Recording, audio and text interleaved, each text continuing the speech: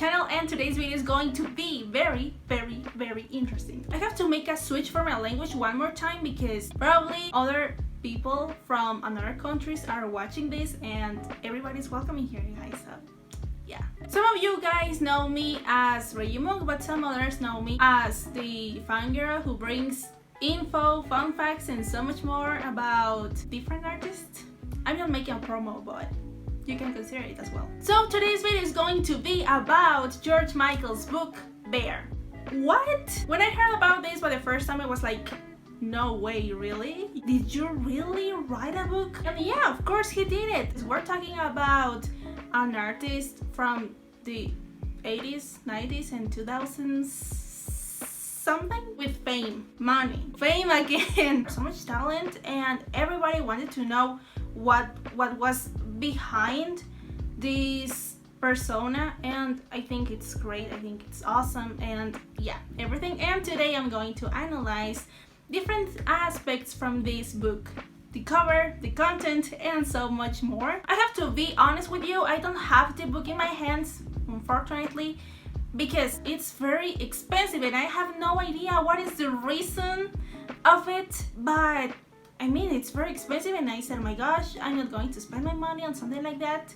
It's too much, but I could find on the webpage. I was so happy the first time I found it. This is everything. So yeah, let's continue with this. We start with the cover, okay? Something interesting to analyze because first of all is in blue. If we're only talking about the artist, it says something about intelligence, harmony, trust, and freedom, which if combined with white, it's equal to faith. Too many song references only for the cover. I can't even imagine what about the content. Then we have the foil gold text, or the gold text. In my opinion, I think it's one of the best marketing strategies ever, and I'm saying this because of the big letters. Then we have the preface. It says, mi nombre es 𝐒𝐿𝐿𝐿𝐿𝐿𝐿. Sorry if I misspell it.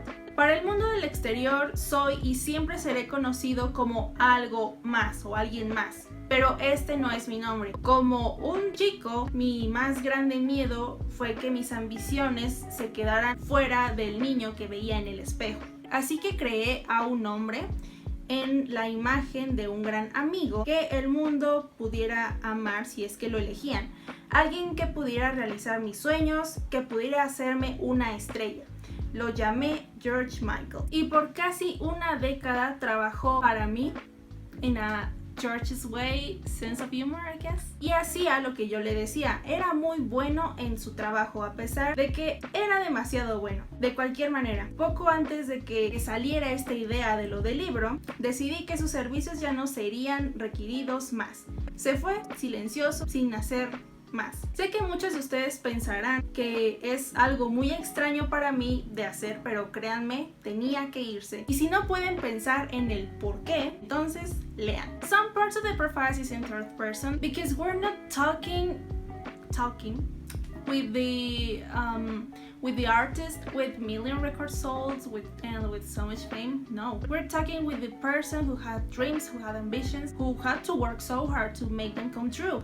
And this is the reason why he decided to make this book. And in the thanks part, he put family and friends, but first of all, he put Andrew Ridgeley. I mean, something very interesting because some people said something like they were angry with each other or something like that. It makes no sense, but okay, anyway, media, just fuck up. The content part says a lot of him. I mean, like, okay, honey, I know, we all know that you were there, so hello, how are you?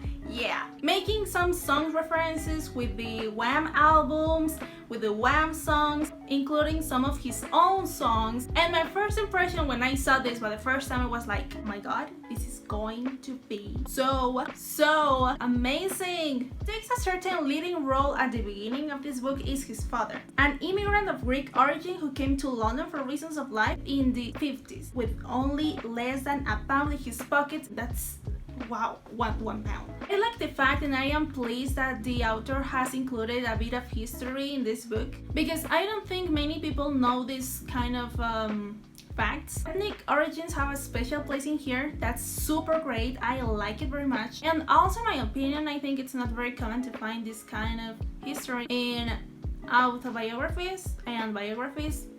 No, I don't think so.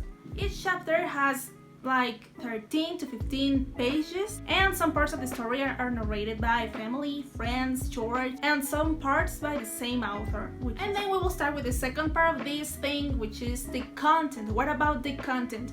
I like this part because it says something. Well, if you have Andrew's book, you will notice this right now. George described when he met Andrew in Bushy Meets School. Andrew described it in the same way, almost with the same words, and I was like, oh my gosh, no way. To me, that means they both had those memories very present, and even Andrew still has them. Honestly, I think we all need that kind of friendship in our lives. Oh my god, that kind of friendship in our lives. Saca esta ridícula. In chapter Mostly Drunk, their publicist tells us about what or how was the music industry from his perspective back then, and he mentioned something that one thing is just listening to music on the radio, and another different thing was buy records until they sold out.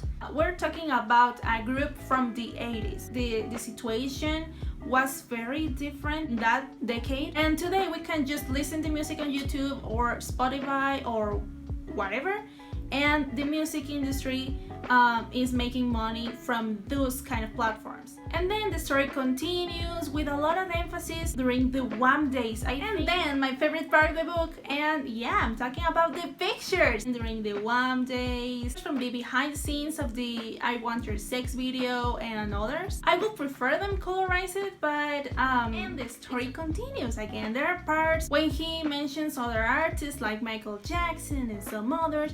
If I had to do a negative review, would be that the letters were small. That's the only thing that I didn't like at all.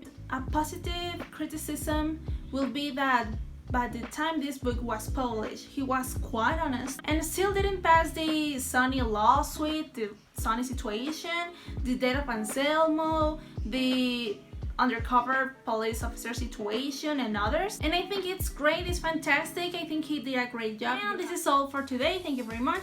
If you want to read this book too, I'll leave you the link in the description. I'd like to know your comments about this video, so yeah, let me know it. I'll keep everything in mind, and I will see if the fangirl who brings info, fun facts, and so much more brings videos like this often. So yeah, thank you once again. Do not forget to subscribe to my channel, and this is all for today, guys. So bye, lovely.